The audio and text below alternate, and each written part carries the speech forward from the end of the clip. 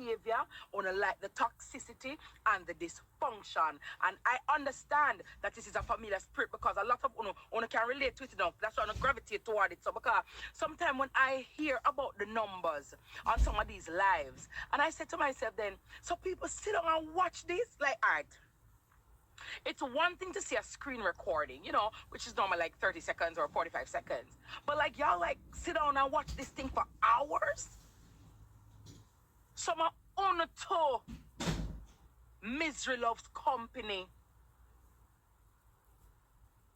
And don't get me wrong, people are free to watch what they want to watch. Hello, to each his own. I don't understand everybody's own, but hey,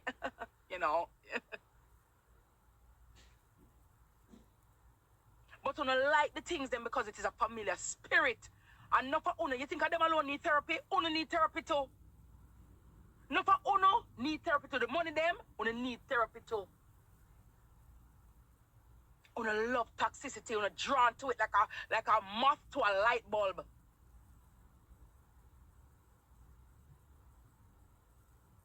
I wanna fuel it, and then not wanna stay on one side and laugh. How can you sit down for hours and consume that kind of nastiness? How? Because it has got to a level of nastiness now. I mean, well, it's been nasty for a while. But it's crazy. A lot of things that are aired on here, it befuddles my brain. Somebody tells you something in confidence. Somebody tells you something in a secret. It busts out. I want big tear away. One big pop down. It's like there's no honor anymore. The vibration is so low. It's almost non-existent.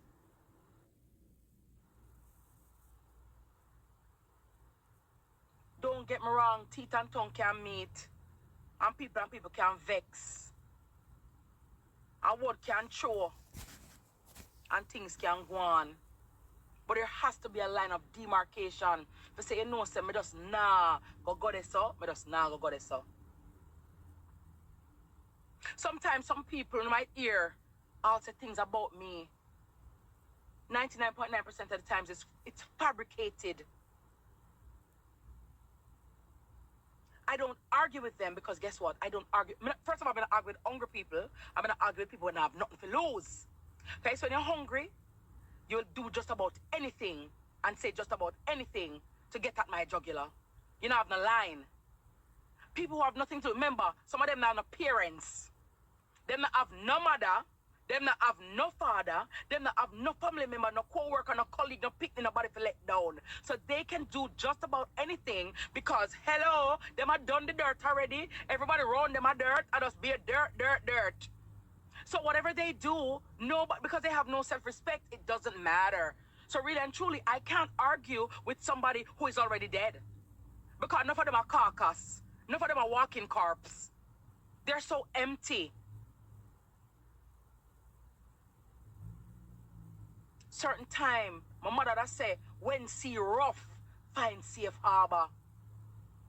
When sea rough, you find safe harbor. Your children and their welfare is of paramount importance, and that should take precedence. Do not be your own evidence against yourself.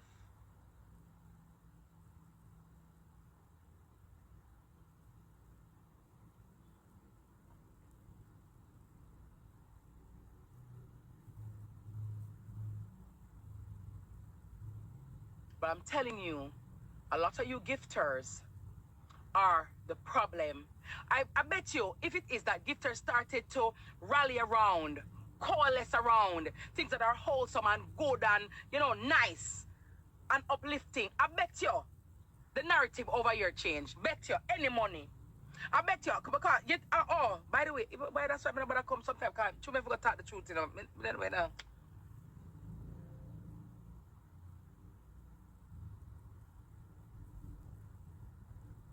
I bet you if Uno only cancel who it is convenient, someone have selective outrage, Some Uno gifters again, aka the enablers, aka the fuel to the destruction. On only have selective outrage for some, as I said, selective, because on only target some people. I've seen some people over here do and say some egregious things. I want to still cheer them on. Yay! Yay! While some people do a little infraction and they want to go on and carry on and don't want to cancel them and cancel and cancel and cancel.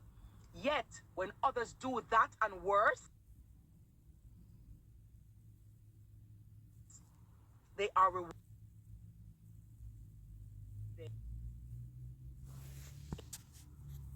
On a one-sided, the selective outrage, it is so evident. One-sided, biased. What is entertainment for some is a life sentence for others. What is entertainment for some is breaking up families for others. What is entertainment for some is scarring and traumatizing children for life for others. So I know some of you, again, but this entertainment has real consequences. So when the people them and the agents them come do them job and do what them for do, you need to do your job as well. On a selective outrage is so, I'm like, really? You want to castigate that person for doing that, but then when that other person does that over there, wanna laugh and I want to have more gift come. More Airbnb come. I want an Airbnb. Look here. Need an Airbnb. 5,000 block of that me defend right now. Yeah. That me need. Me need it. Me gonna need it. Yeah, me gonna need it. Me see people I'll talk to like trash. Terrible, insulted. Jesus, thou son of David, give me more life. Eh? Jesus, Savior, pilot me over land and tempestuous sea. Talk to una like dirt. It's almost sadomasochistic. I don't know. It's crazy. And yet, people who are positive, nice, lively, entertaining, yeah, man. From a carelessness, or not spread out. But at the end of the day, the children and their well-being is what we ought to be considering. And if for nothing else, we have to try to be better for the children that we brought on this earth. They did not ask to be here. They did not ask to be here. So we have to try as best we can. All of us fall short of the glory of God. All of us fall short as people, as parents. But we have to endeavor to do better. We can't just go on to like everything is all right and then like, it's not all right. It's not all right. It's just not all right. It's not okay. I know that controversy sells over positivity, but we also have to be the agent of change and change that paradigm. Because if you have followed the nastiness, the more we follow up the nastiness and the toxicity and the careless behavior and the low vibrational mindset, is the more of it we'll see. The more of it will permeate the internet. The more of it will get into the minds of our children, and then the world is going to be one big dark place.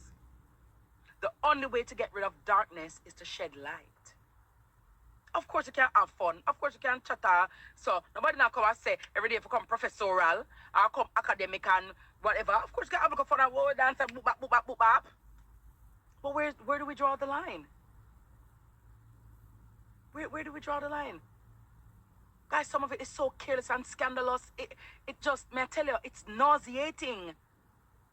It gets to a stage where it's not even funny no more. Like, it's not even funny. And it is happening in so many different pockets with so many different people. May I wonder if something is something over here? What's going on?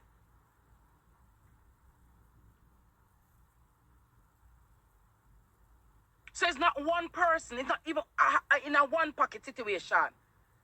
There's so many different areas and tributaries. And I said, then this thing are catching. This thing are catching. Wow.